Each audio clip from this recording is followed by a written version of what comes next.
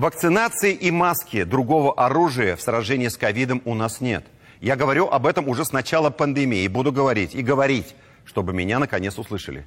По всей стране громкие уголовные дела о поддельных сертификатах вакцинации. Задерживают и изготовителей, и покупателей, задерживают медсестер, врачей и просто мошенников.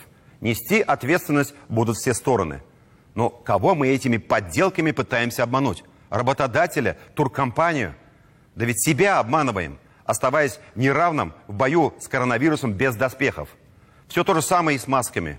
А у нас, заметьте, сейчас третья тяжелая волна.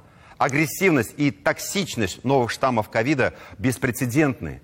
А из средств защиты, повторю, только вакцинация и маски. Ничего другого нет. Вроде всем должно быть все давно понятно. Да нет, находятся, простите, недоумки, которые принципиально не хотят надевать маски. Они, видите ли, так защищают свою личную свободу.